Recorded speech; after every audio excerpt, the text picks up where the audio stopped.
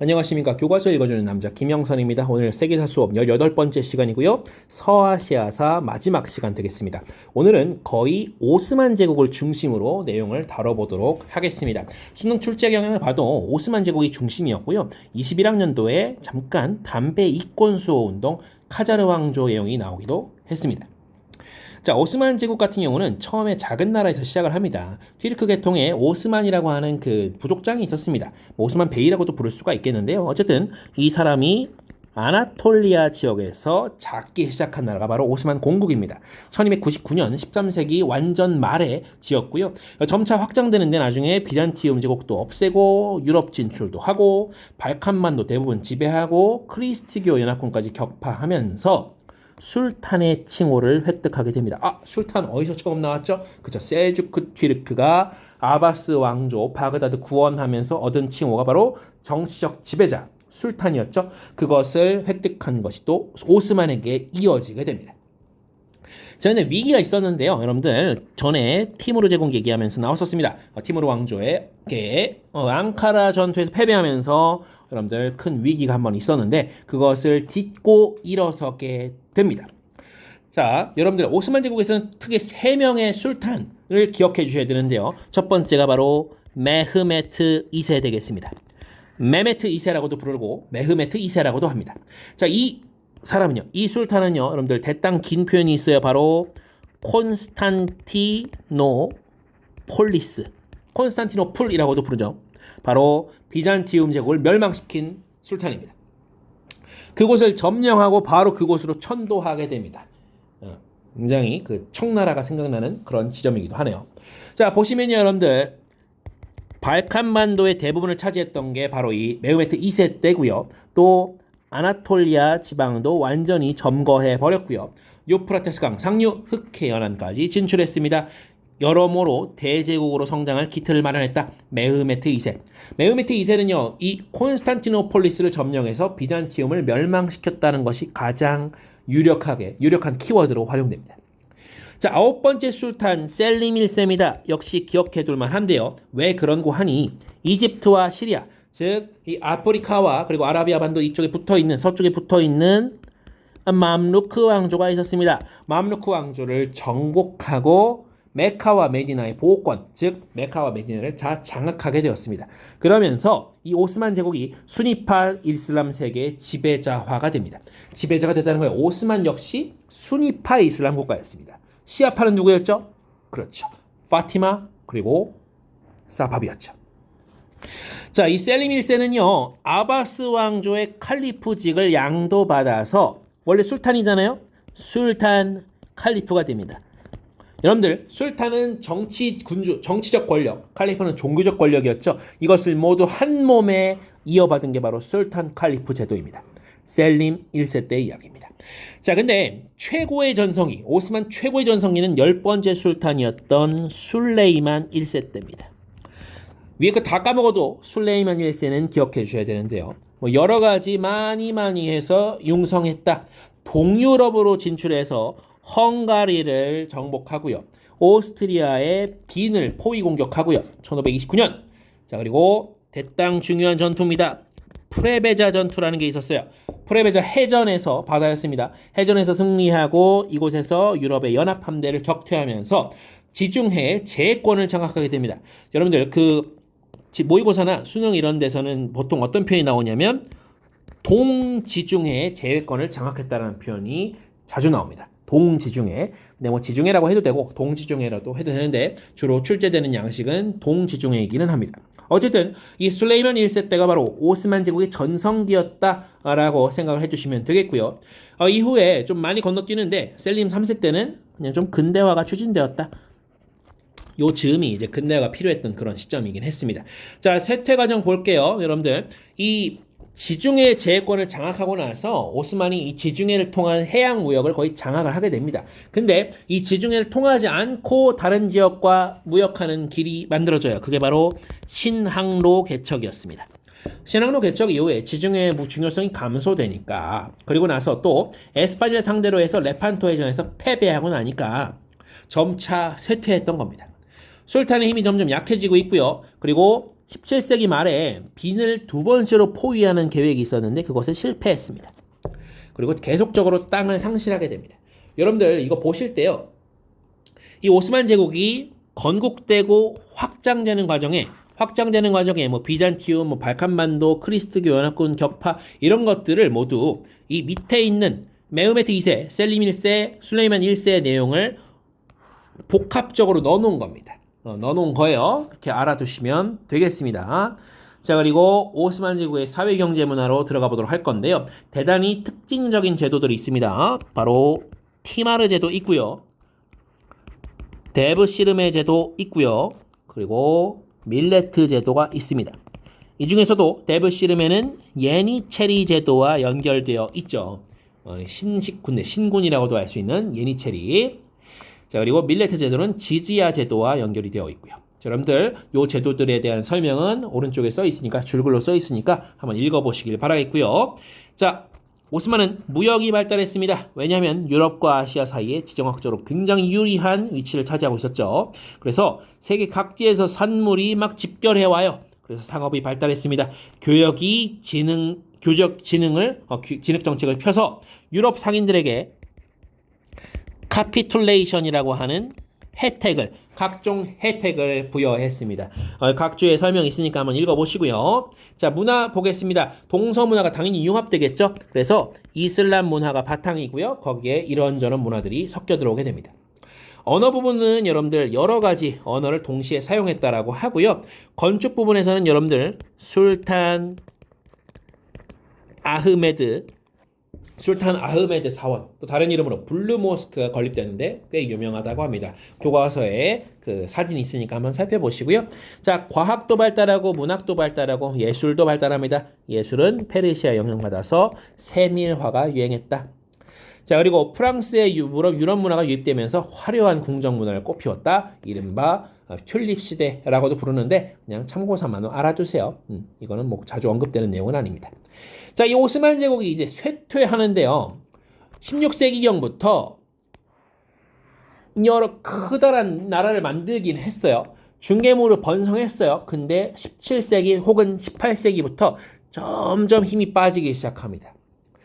거기다가 19세기는 이제 서양 열강들의 간섭이 심화돼요. 특히 독일, 영국이 와서 또는 영국, 프랑스가 와서 러시아를 러시아 남하를 견제하겠다고 하는데 이 싸움에 오스만이 마치 새우처럼 등 터지게 됩니다. 이 결과로요. 오스만이 점점 힘이 빠지니까 그 지배하에 있던 여러 민족들이 우리 독립할래라고 독립운동을 자꾸 일으키는 거예요. 그 와중에 대표적인 게 그리스의 독립운동입니다. 그리고 아랍, 이집트 지역에서도 민족운동이 일어나는데 이 와중에 그리스가 실제로 독립을 하게 돼요. 그리고 이집트, 세르비아 등은 자치권을 허용하게 됩니다. 그 오스만 제국의 통제력이 점차 약화되고 있고 땅도 계속 유럽한테 빼앗깁니다. 유럽 지역의 영토를 대부분 상실하면서 이제 우리나라도 바뀔 때가 됐어. 개혁의 필요성을 느끼게 되는 것이죠. 자, 그래서 등장한 게 바로 탄지마트입니다. 자, 탄지마트 술탄이 이거 은혜를 베풀어 주는 거야 라고 하면서 내밀었던 개혁이 바로 탄지마트입니다. 유럽의 여러 제도를 도입하는 등 대대적인 개혁을 하게 됐는데 이 당시에 같이 이어진 것이 바로 혁신적인 관료였던 미드하트 파샤의 입헌 제도입니다. 입헌 도입이에요. 입헌 정치, 헌법에 입각한 정치 체제를 추구하면서 오스만 최초의 성문 헌법을 제정했다라고 하고요. 그 내용이 상당히 진보적입니다. 지금으로 생각해도.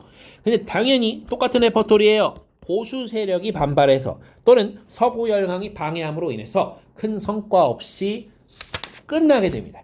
탄지마트가 끝이 나버린 거예요. 개혁하려고 했는데 끝이 나버린 겁니다. 그렇게 19세기 말을 보내고 나서 20세기 초에 이뤘는데 여러분들 청년 튀르크당이 일을 하나 저지르게 돼요. 여러분들 아까 입헌 도입한 것이 1876년이었습니다. 그렇죠? 1876년이었는데 그 이듬해부터 전쟁이 벌어졌어요. 누구랑 전쟁하냐면 바로 러시아와 전쟁을 합니다. 그게 바로 러시아 튀르크 전쟁 되겠습니다. 노토 전쟁이라고도 하는데 이 전쟁에서 여러분들 이 오스만이 패배합니다. 해서 유럽 영토 상실하고요. 열강의 간섭 더욱 심화되고요. 이 와중에 술탄이 헛짓거리를 합니다. 자유주의 탄압하고요. 전제 정치를 오히려 강화하게 됩니다. 나라가 위기에 빠졌는데 내 말 똑바로 들어! 라고 하면서 전제 정치를 강화하게 됐던 것입니다. 국민들이 당연히 반발을 했어요. 그래서 그 대표적인 사례가 바로 청년 튀르크당입니다. 젊은 사람들이 중심이 돼서 무장봉기해버립니다. 정권 장악하고요. 입헌 정치가 부활합니다. 부활했대요. 어느 때 입헌 정치가 부활한 거냐면 바로 미드하트 파샤 때 만들었던 그 헌법을 부활시킨 겁니다. 1876년에 그 헌법을 부활시킨 것입니다. 여성차별 철폐, 근대시설 확장, 교육 세제개혁 추진했다. 뭐 이런저런 좋은 것들을 추진했다는 것인데 했는데 문제가 있었습니다. 여러분들 청년 무슨 당이죠? 그렇죠. 청년 튀르크당이죠. 극단적인 튀르크 민족주의를 표방합니다. 다른 민족의 반발을 불러오게 됐고요. 특히 아랍의 민족주의를 자극합니다. 튀르크인만 중요하다고 얘기하다 보니 아랍인들을 소홀하게 여긴 거죠. 자, 그리고 거기다가 서구 열강에서 지속적으로 이권을 침탈해가면서 제국은 점차 붕괴되어 나갔고요. 거기에 더 이어서 1912년에 발발했던 발칸 전쟁에서 오스만이 패배합니다. 이제 유럽에 그나마 남아있던 영토도 싹 상실하고요. 국제지위 추락하고요. 거기에 또 1차 대전 벌어졌는데 1914년 발발했죠. 여기에 줄 잘못 썼어요. 동맹국 측에 가담합니다. 원래 약간 중립 쪽이었거든요. 근데 돌연 동맹국 측으로 가담하게 됩니다. 그러면서 패전국이 되죠. 졸지에 패전국 처지가 되면서 여러분들 독일은 패전국 독일은 베르사유 조약에서 탈탈 털렸던 것처럼 이 패전국 오스만은 세브르 조약에서 탈탈 털립니다. 너희 튀르크인이 살고 있지 않은 지역은 전부 독립시켜. 그야말로 민족 자결주의가 그대로 엄밀하게 추진되었던 거죠. 적용되었던 것입니다. 자, 1922년이 이 오스만 제국이 멸망하면서 청년 튀르크당도 함께 해산됩니다. 그래서 그 이후에 그 즈음에 같이 이 오스만 제국 멸망할 즈음에 활동했던 사람이 바로 무스타파 케말 되겠습니다. 아타튀르크 케말 파샤라고도 불립니다. 튀르크 공화국, 터키 공화국의 아버지라고도 불립니다. 아타튀르크 무스타파 케말입니다. 이 사람 튀르크 국민당이란 걸 결성해서 임시정부 수립하고 술탄 정부를 타도하자. 오스만의 술탄 정부 타도하고 급기야 술탄제를 폐지하게 이르고요. 그 이후에 바로 이듬해 터키 공화국을 수립하게 됩니다. 오스만 거의 멸망할 즈음에 등장해서 막타를 때린 거죠. 그리고 이 터키 공화국의 초대 대통령이 된 인물이 바로 이 무스타파 케말 아타튀르크입니다. 자꾸 선생님이 아타튀르크 하는데 이렇게 씁니다. 아타튀르크, 튀르크인의 아버지라고 불렸던 거죠. 국부로 칭송받습니다. 자, 이 사람은요 여러 가지 개혁을 했는데 여성 지위 향상, 정교 분리, 정치와 종교 분리, 근대적 교육제도 일부 다처 금지, 그리고 터키 문자 제정 보급, 그리고 서양 달력 공식 사용 등 여러 근대화 정책을 폈습니다. 공화국 수립된 이후에는요 여러분들 제2차 대전 때는 중립을 유지했어요. 근데 이 경제 위기가 오고요. 그리고 당시에 또 근처에서 소련이 위협을 해옵니다. 그러다가 연합국 측에 가담을 하게 됩니다. 소련도 연합국이었어요. 그쵸? 자, 2022년에는요, 여러분들 영문 국호를 바꾸게 되는데요. 원래 터키라고 불렸던 것이 튀르키예라고 불렀습니다. 튀르키예라는 것은 원래 이 튀르키예 사람들은 본인들을 튀르키예라고 불렀대요. 근데 영문 표기를 변경했던 것입니다. 22년도에. 그래서 우리도 지금 터키가 아니라 튀르키예라고 부르죠. 자, 다음 내용 가보겠습니다. 자, 여러분들 오스만 제국의 압제와 서구 제국주의의 간섭에서 벗어나자. 아랍 민족주의입니다. 아랍 민족주의. 자, 18세기 이후에 오스만 제국이 점차 약화되자 유럽 열강의 아랍 세계 침입 이것이 같이 이어지게 됩니다. 그러면서 아랍 세계의 독립의 움직임이 일어서는 거죠. 우리 민족은 우리 알아서 나라 세워서 살겠다라는 것인데 18세기를 뒤흔들었던 것이 바로 와하브 운동대가 있습니다. 바로 압둘 와하브라는 사람이 주도했던 와하브 운동인데요. 아이고, 다 지워졌네요. 다시 쓸게요.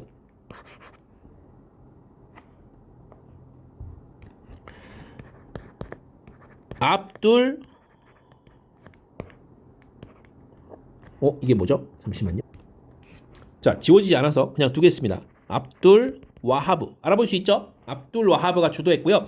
아랍 민족주의와 결합해서 순수한 종교운동, 이슬람, 초기 이슬람 공동체의 순수성 되찾자. 뭐 이런 얘기를 하는 겁니다.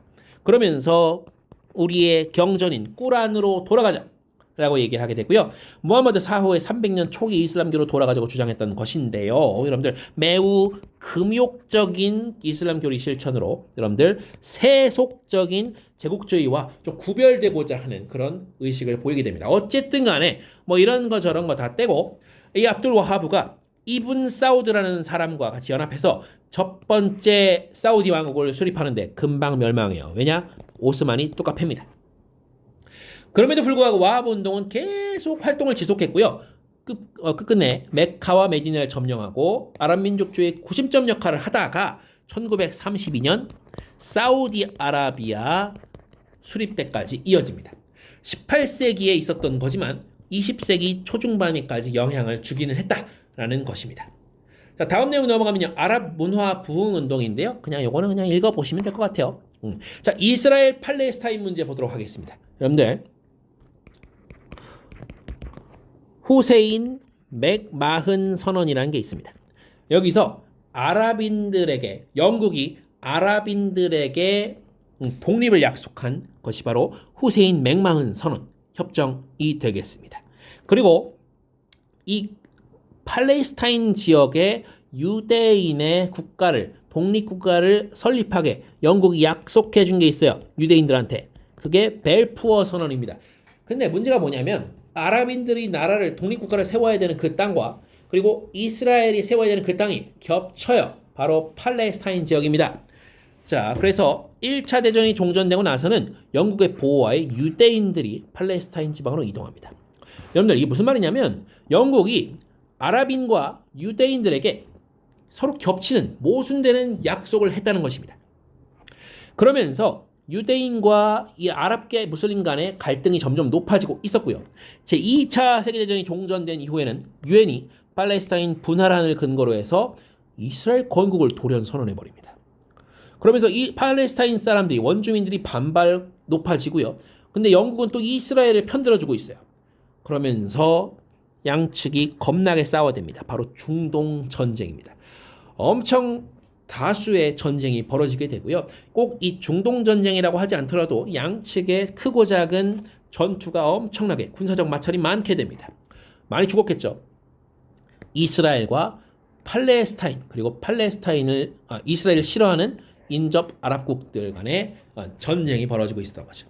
근데 모두 이스라엘이 이깁니다. 왜냐? 이스라엘 뒤에는 미국의 군사력이 있었습니다. 계속 무기를 보급했던 거죠. 자, 급기야 여러분들 1964년이 되면요. PLO라고 해서 팔레스타인 해방기구가 조직이 되는데요. 나중에 이제 88년 되면 독립국가 수립 선포하거든요. 이후에 94년 되면 나름대로 평화의 약속들을 하게 됐는데 지금도 싸웁니다. 지금도 난리예요.